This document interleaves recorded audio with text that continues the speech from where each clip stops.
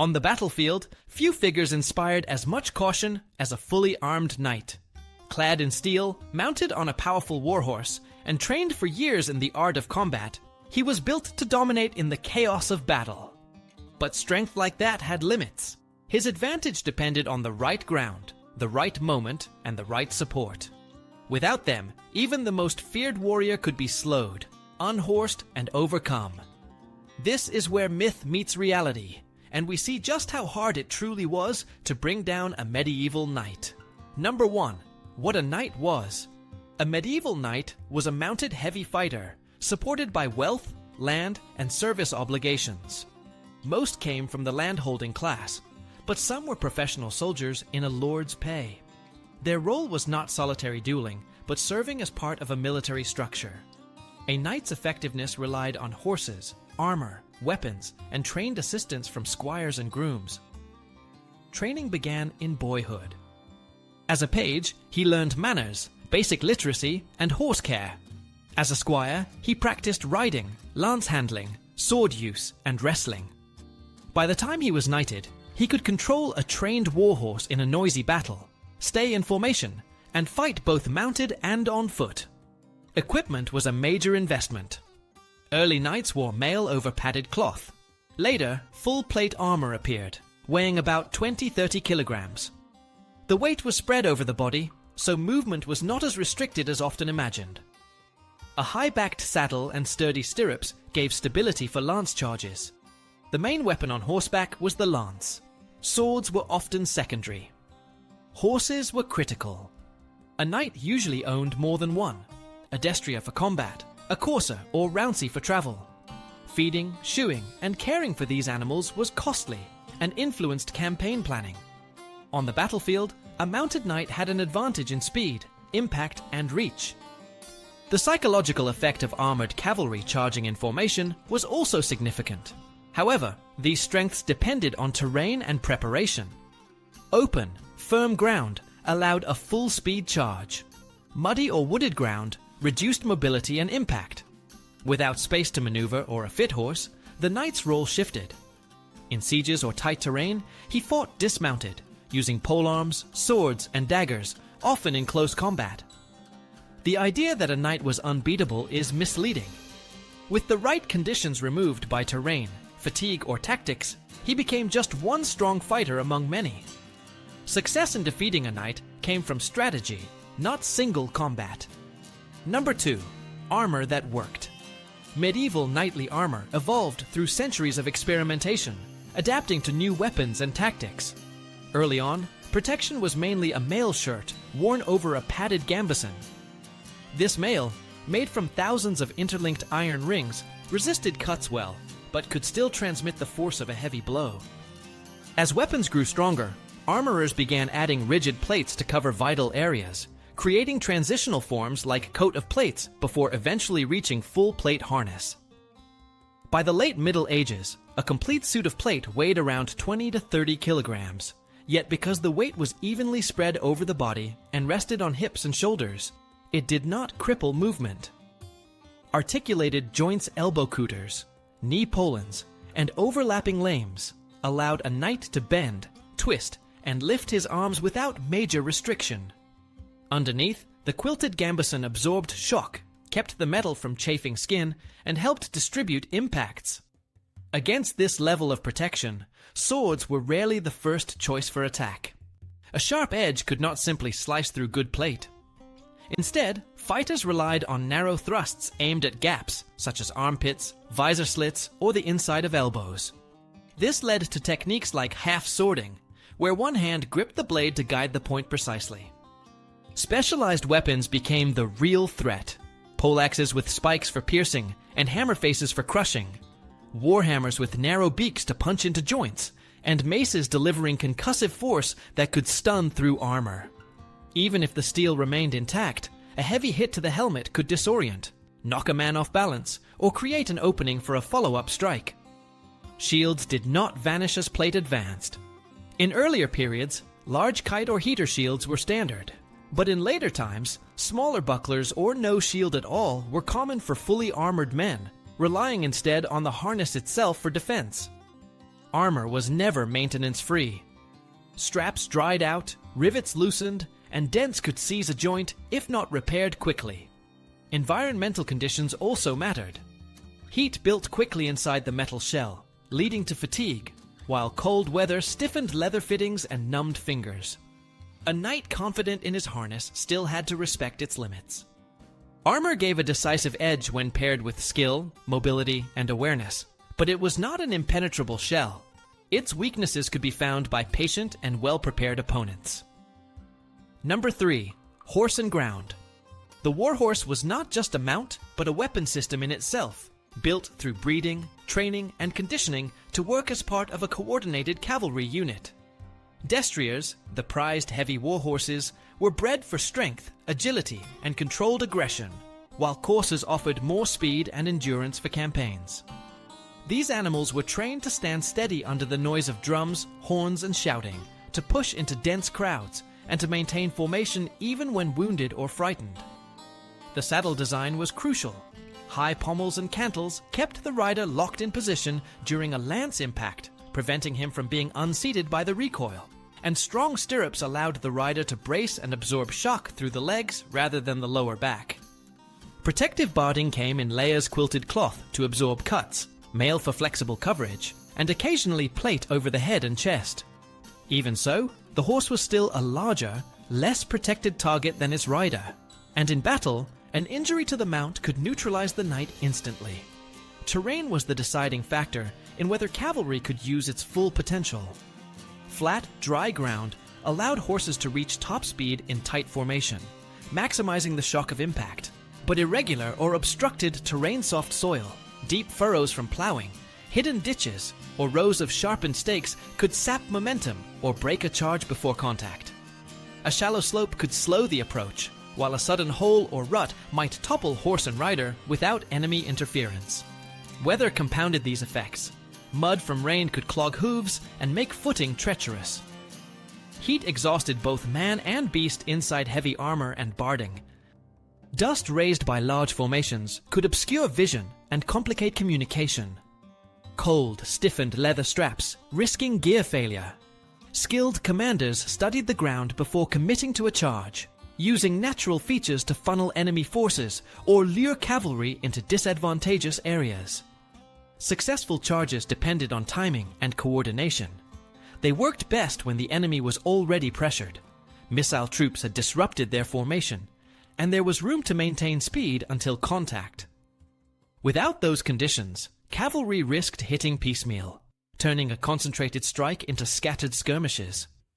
Opponents who understood this often targeted the horse instead of the man-archers aiming at the chest, pikemen angling upward into the front, or even sudden movement and noise to make a mount hesitate. Disabling the horse removed the knight's mobility and shock value, turning him into an isolated fighter and making the rest of the engagement far easier to control. Number 4. How armies won. Defeating a medieval knight was less about overpowering one man and more about dismantling the system that made him dangerous. Knights were at their peak when used as part of a coordinated cavalry strike, fresh horses, open ground, tight formation, and a supporting network of infantry and missile troops. Armies that succeeded against them understood how to disrupt this balance. The most reliable method was controlling terrain. Stakes driven into the ground, concealed ditches, muddy approaches, and angled barriers could rob a charge of its speed before it reached the infantry line. Without momentum, a mounted knight lost the primary advantage of shock, and the fight shifted to slower, more predictable exchanges. Infantry formations were another decisive factor. Dense pike blocks or spear walls presented a solid front that even trained warhorses hesitated to enter. Maintaining that formation under pressure was essential. Once gaps appeared, cavalry could exploit them in seconds. Supporting missile fire made this easier. Archers and crossbowmen targeted horses, joints in armor, and faces when visors were up, not necessarily to kill, but to disrupt rhythm, force shields into awkward positions, and make riders break alignment. Crossbows were especially valuable for militias with limited training time, while longbows allowed for sustained, rapid volleys in the hands of experienced troops. Timing was critical. Many successful defenses let cavalry commit to a charge before countering. A well-drilled force might appear vulnerable, drawing knights into overextending, then close ranks or strike from the flanks. Once dismounted, whether from a thrown horse, a pike thrust, or uneven ground knights were vulnerable to coordinated group tactics. Polearms, hooks, and hammers allowed infantry to trip, pull down, or strike at exposed points. The goal was not a duel, but to overwhelm with numbers, limit mobility, and force surrender. Ransom customs made capturing a knight more valuable than killing him, so opponents often focused on containment rather than outright destruction. Siege warfare added another layer. Inside narrow breaches or ladders, cavalry advantage vanished entirely, and the fight became one of endurance, positioning, and exploiting confined space. Even here, combined arms mattered: missiles to suppress, engineers to breach, and disciplined infantry to hold ground. The pattern across battles was consistent. Victory came from breaking the conditions that allowed knights to dominate. If the army stayed disciplined, used terrain, and coordinated roles, the elite fighter in plate became just another soldier who could be outmaneuvered, isolated, and neutralized. Number 5. Up close on foot. Fighting a medieval knight on foot required precision, teamwork, and an understanding of how armor functioned under pressure. In close combat, a knight's plate harness offered excellent protection against cuts and most thrusts, but it also dictated certain movements and created predictable vulnerabilities. The most effective fighters did not waste energy striking solid plates. Instead, they aimed for weak points: armpits, the insides of elbows, the groin, the visor slit, or the gaps at the back of the knees. To reach these spots, techniques like half-swording were used: one hand on the hilt, the other gripping the blade near the middle to turn the sword into a rigid, short spear. This gave control for precise thrusts, making the weapon as much a tool for levering and pushing as for stabbing. Polearms dominated these encounters. The poleaxe in particular combined several offensive options: an axe blade for lighter armored areas, a hammer face for concussive strikes, a top spike for thrusting into joints, and a rear beak designed to punch through or around plates. Hooks could drag a knight off balance, pull away a shield, or even topple him. Warhammers, with narrow striking heads, delivered enough concentrated force to dent armor and disrupt the wearer's balance. Maces crushed rather than pierced, transmitting shock through the harness and potentially stunning the fighter inside. Grappling was often decisive. Medieval combat manuals show throws, trips, and clinches intended to exploit the weight and limited flexibility of armored opponents.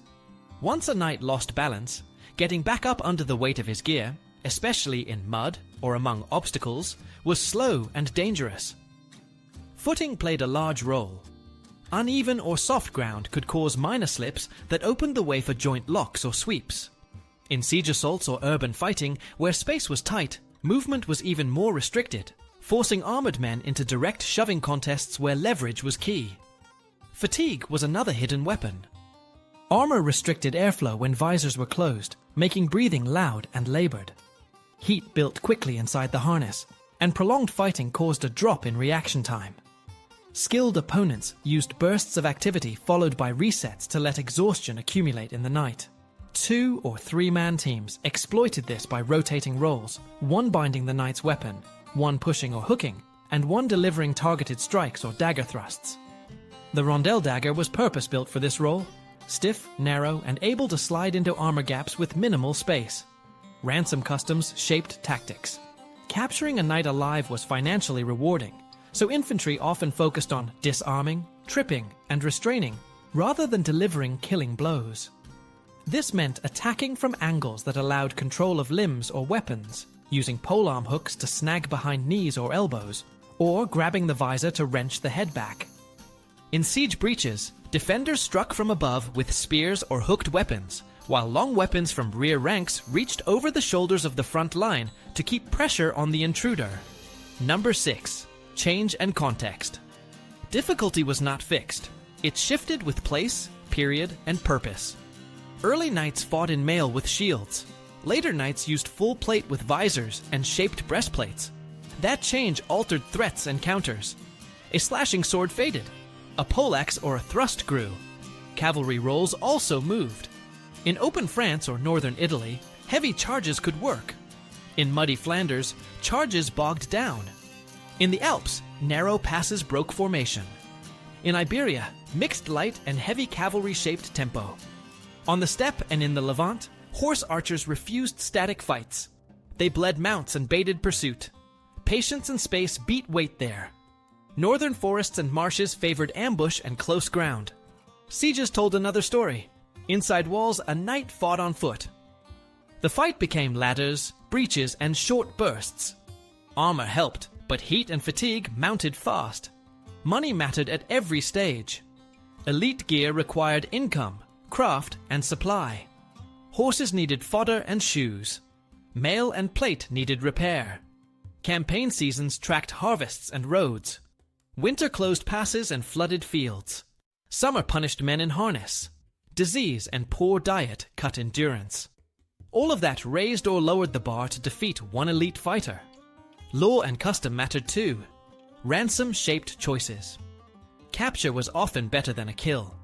That pushed tactics toward control and isolation. It also kept veterans in circulation, which lifted average skill. Training culture varied by region. Italian city militias drilled pike work. English archers trained from youth. Swiss infantry mastered close order and shock. Each trend altered how hard a knight was to stop. Technology moved the target again. Early guns forced thicker plates and new helmets. Crossbows spread to towns and ships. Longbows demanded lifelong practice, but paid off in sustained volleys. Pikes and shot later rewrote field battles. Knights did not vanish, but their window narrowed. Logistics and command tied it together. Good leaders scouted ground, set stakes, and used reserves. Poor leaders wasted cavalry on bad soil. Morale decided close calls. Fresh horses hit harder than tired ones. A steady line beat a brave scatter. Climate cycles and local markets added texture. Drought meant short fodder. Floods cut bridges. Iron quality varied with ore and craft. Some regions produced superb harness.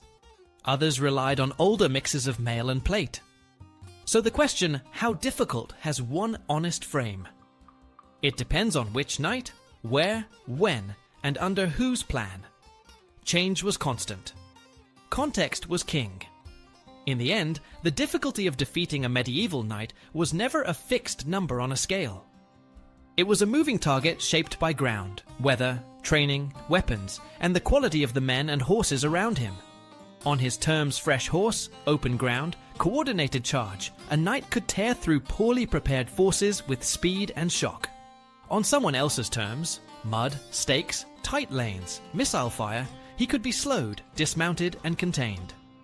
The myths often focus on individual heroics, but history shows that discipline, preparation, and an understanding of conditions decided more fights than any single swing of a sword. A knight's strength was real, but so were the tools and tactics to break it. In the medieval world, victory didn't belong to the strongest. It belonged to the side that knew how to turn the fight to its own advantage.